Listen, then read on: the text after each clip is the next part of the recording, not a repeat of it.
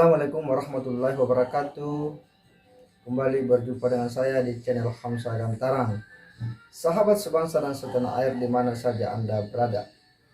Ada menarik ulasan dari Rizal Ramli, salah seorang intelektual Indonesia, seorang ekonom yang begitu populer di Indonesia. Memang Rizal Ramli kepakarannya di bidang ekonomi pembangunan tak diragukan lagi. Beliau juga seorang kritikus sejati yang di era pemerintahan Jokowi ini memang tidak pernah berhenti dan lelah dalam melakukan kritik hampir di seluruh aspek pemerintahan Pak Jokowi.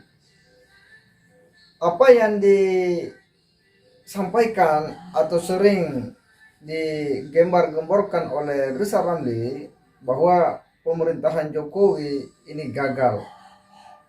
Dalam berbagai kesempatan Bapak Rizal Ramli menyampaikan bahwa tim ekonominya Pak Jokowi payah. Inilah yang sering beliau sampaikan dalam setiap diskusi-diskusi atau di forum-forum ilmiah.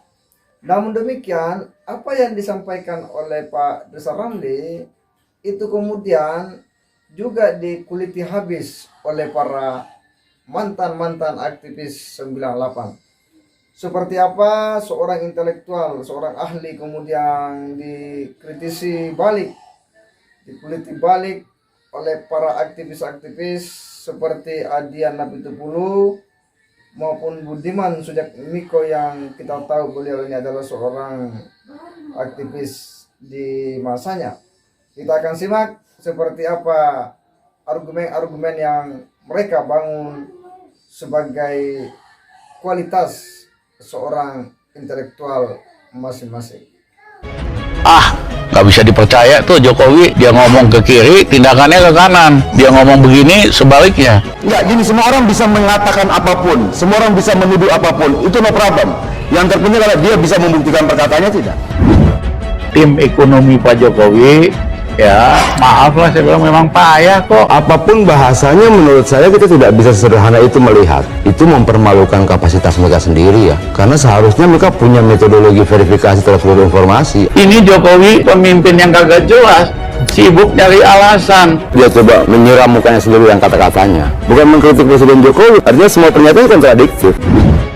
Banyak yang nggak suka Jokowi karena kinerjanya yang payah. Yang jelas Pak Jokowi berbicara di panggung dunia, dapat aplaus, kemudian bagaimana kemudian tokoh-tokoh dunia berkumpul dan memberikan apresiasi.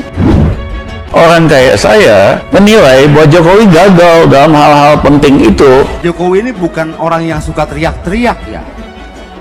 Bukan bicara yang besar, kerjanya yang besar. Dia tidak perlu cerita kemana-mana.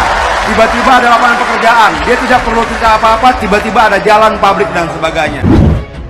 Nah, jelas sekali pemerintah ini nggak becus. Nah, ini kan nyaris sama pada waktu 98 krisis kan. Pertama, dia mempermalukan dirinya ketika mengutip Ignatius Cendana sebagai argumentasi depan pidato terbuka. Satu, semua izin-izin penguasaan lahan terbesar itu dikeluarkan di zaman Cendana. Ya, pemerintah yang nggak becus di seluruh dunia mempercepat pemilu dan mundurin diri. Loh, kok dasarnya itu? Apa sudah kurang literatur ilmiahnya? Ketika itu disampaikan dalam pidato seperti itu mempermalukan dirinya sendiri.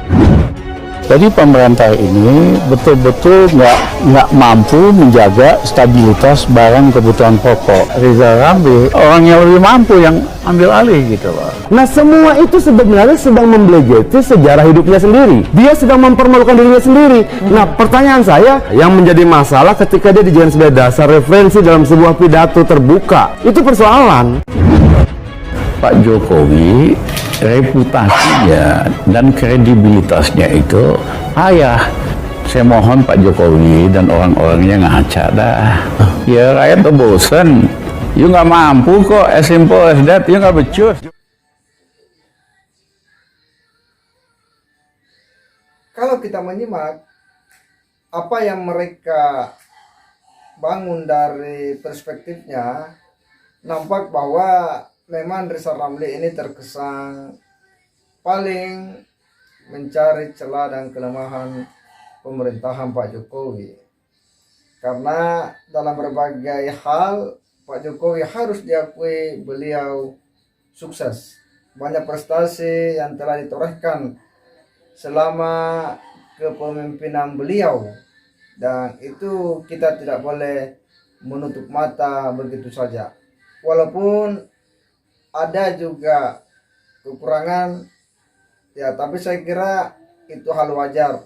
Tidak ada pemerintahan yang bisa sempurna, bisa memenuhi harapan, ya, mimpi-mimpi masyarakat di tengah kompleksnya persoalan-persoalan kebangsaan hari ini.